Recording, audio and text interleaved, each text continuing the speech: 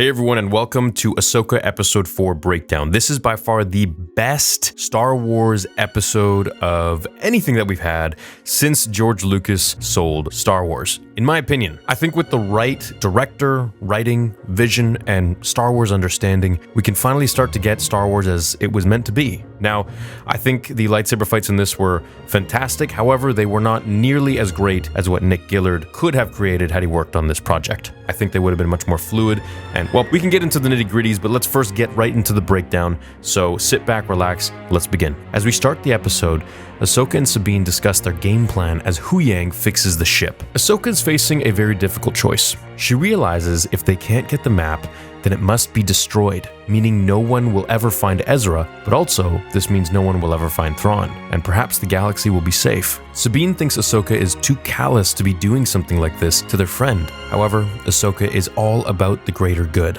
and so she'll put the galaxy's fate with Thrawn into a reality without him and Ezra, if that means that the people are safe, because she knows how manipulative and powerful and cunning Thrawn can be. As the HK assassin droids come for Sabine, they fight Huyang, and we can see how he stacks up against these very proficient assassin droids. He wasn't too bad at all. I was just hoping that he'd be getting his 4 arms out and using those lightsabers to defeat them. But instead, Ahsoka and Sabine come out, and in tandem with Mandalorian marksmanship and ex-Jedi lightsaber skills and powers of the Force, which was sick to see, they defeat their enemies. Balin tells Shin and Marok to hold up Ahsoka and Sabine because they know the droids won't. Balin knows how powerful Ahsoka is, and his tone reflects that when he says they'd better get underway. I like Balin. I think he's very realistic, and he's not as foolhardy as most Sith might be. I think the fall of the Sith was really because they were all just so in love with their own ego and hubris. Hera leaves with Chopper and her son Jacen Syndulla, who is half Jedi. The father was of course Kanan Jarrus, trained by Depa Billaba, who was trained by Mace Windu. Jacen has dreams of being a Jedi just like little Anakin did, and it'll be interesting to see his journey. Perhaps Ahsoka will train him, and we'll get a bit of a reverse God of War sort of story. Carson Teva escorts her out into space, and it's nice to see him again from Mando and Andor. Seems like he's in every Star Wars show. As Balin awaits, Elsbeth uses her Nightsister Magic to open the map so the coordinates are precise. As even being just a little bit off, they could end up being stuck in the depths of a void without any way to come back. Ahsoka and Sabine travel through the forest until they are stopped by Marok and Shin Hati. The fight ensues, and it's quick work mostly for Ahsoka as she cuts Marok in the abdomen. Now, he's not an apprentice of Vader, he's not Starkiller or anything. He's just, he's not even really an organic being for the most part. He's undead, I think. He is created by the Nightsister. That green smoke dust that comes out of him, that's Nightsister Magic. So he's maybe brought back alive, kind of like how they enhanced Savage Opress or brought some of the undead back, which they were all enhanced with magic. We see this when Savage Opress dies at the hands of Palpatine, Darth Sidious in the Clone Wars. He reverts back to his original form, very skinny and meek. Ahsoka's movements are very samurai. She is very stable and focused, and I'm really enjoying seeing the character progression here for her. Ahsoka leaves to get the map as Sabine fights Shin. Now, remember Huyang said that they should stay together? Well, of course they didn't listen. Time is of the essence, but I think that Ahsoka could have easily just thrown Shin with the Force or something at a tree and they could have ran and got out of there. I don't know. As she walks to Balin, he taunts her and tells her that Anakin spoke highly of her, that everyone knew Anakin Skywalker. Few lived to see him become Darth Vader, and then taunts her even further, saying it's because she walked away and abandoned him that he turned. Now, Ahsoka, if you guys didn't know, holds a lot of resentment for herself for this thing. She often blames herself for Anakin's downfall to the Sith as Vader because she feels had she not left the Jedi, perhaps she could have convinced him to change his ways or been there for him during his downfall, during his dark times. Balin says he's trying to create a better future. Now, I think personally what he means by this is that he has motivations of his own to rebuild perhaps a dark Jedi order of some sorts. Dooku wanted to do the same and have thousands of Force users that were dark. However, of course, Anakin stopped that plan, with Sidious's help. Ahsoka uses only one of her sabers, and I think it's because she'll need one hand to grab the map, so she's kind of limiting herself. Otherwise, her Shoto, which is a shorter saber, would have been deadly in this duel at close range for stomach strikes. Her and Balin's fight is something amazing. I haven't seen this kind of lightsaber fighting since the prequels. Mind you, nothing compared to Nick Gillard's, of course, but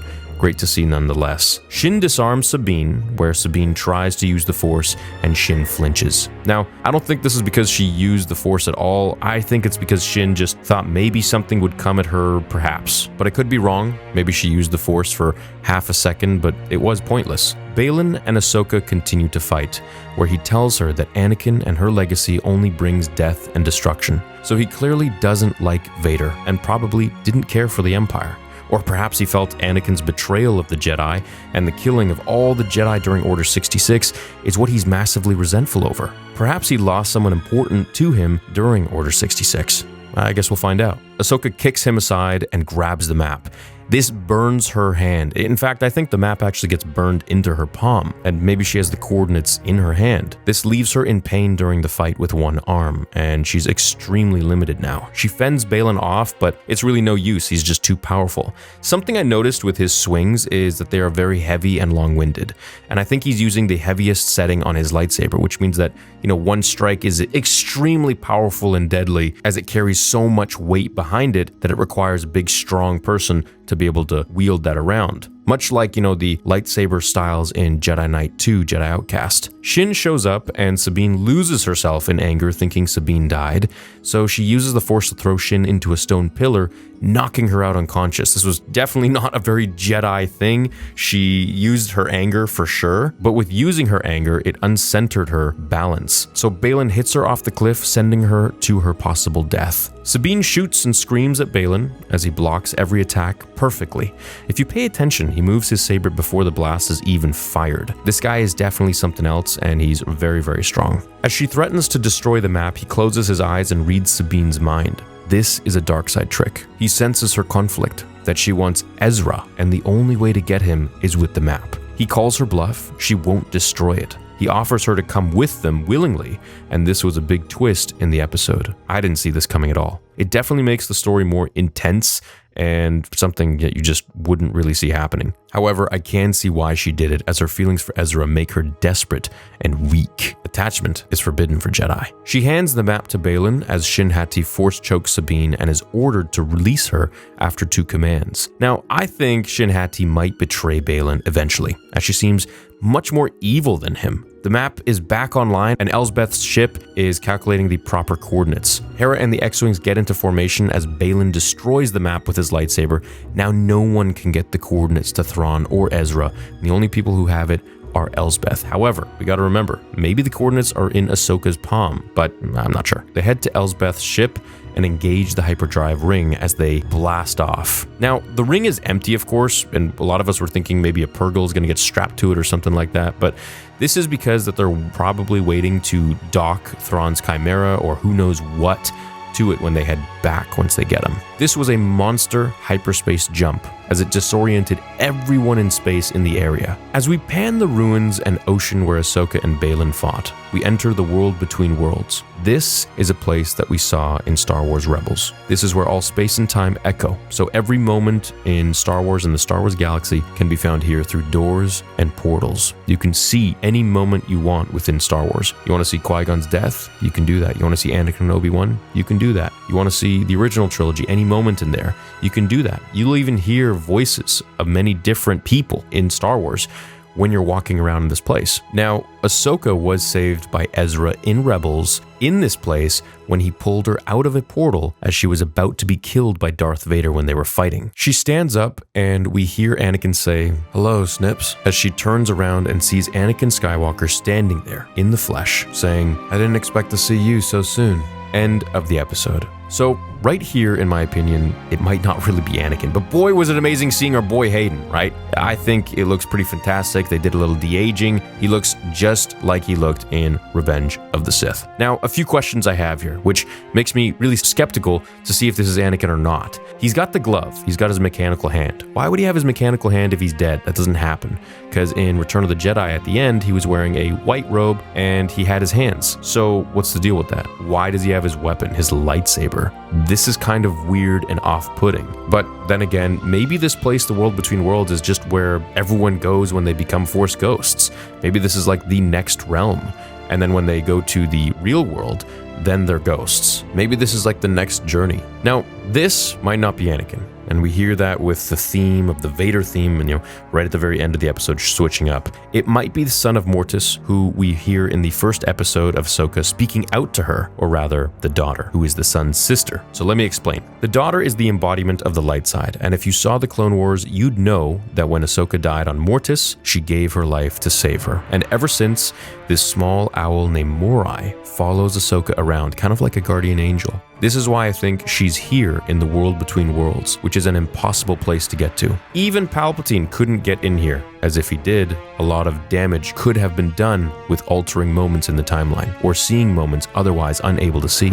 I think her being saved by the godlike being of the daughter, the light side embodiment, gave Ahsoka certain abilities that otherwise wouldn't be granted to a mortal, landing her here. Now, this might not be Anakin. I saw this because it's weird that as a Force ghost, he has his mechanical gloved hand. However, maybe here was where Force ghosts live, as I mentioned. And this is like a normal living world, and anywhere outside of it, they turn translucent blue and glow. Now, I think the next episode we'll see Ahsoka and Anakin walking together. Maybe they'll see different moments in the Star Wars timeline. I mean, that would be absolutely insane.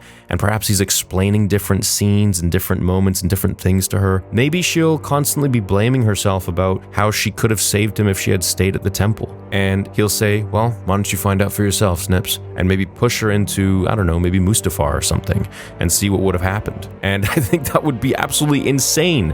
And maybe when she dies, he pulls her out, or right before, whatever. Now, he might also shift into Darth Vader, as we did get that theme, and something just seems kind of off. Like, you look at his lightsaber, it's the same lightsaber. It is the Episode 3 Revenge of the Sith lightsaber. A lot of people in the chat were saying it's Vader's. It's not. Vader's hangs from the top. This one hangs from the bottom. And it is looking exactly like his Revenge of the Sith saber. So I definitely have a lot of questions, definitely going to make a lot of theory videos based on who I think Anakin could be or what's going on with him. I mean, and it might just be him. I hope it's him. But there's just a lot of questions I have here that I'm wondering about. So anyways, hope you guys enjoyed today's episode. I think the next one is going to be really amazing. I think it's just going to be Anakin and Ahsoka the whole time in this world between worlds. And we're going to learn a lot about her, maybe Morai, the daughter. We're going to learn a lot about Anakin, about the timelines in the galaxy, maybe Qui-Gon Jinn. Who knows what other Force ghosts we could see. And when she's ready, she might hop out into this next galaxy or whatever it might be through a portal in the world between worlds. Thanks so much for watching today's breakdown. Leave a like on it if you did enjoy it. And let me know what you think about the episode in the comments. I give it a 10 out of 10. Really fantastic what can happen when the right people are behind Star Wars. Have an awesome rest of your day. And as always, may the Force be with you.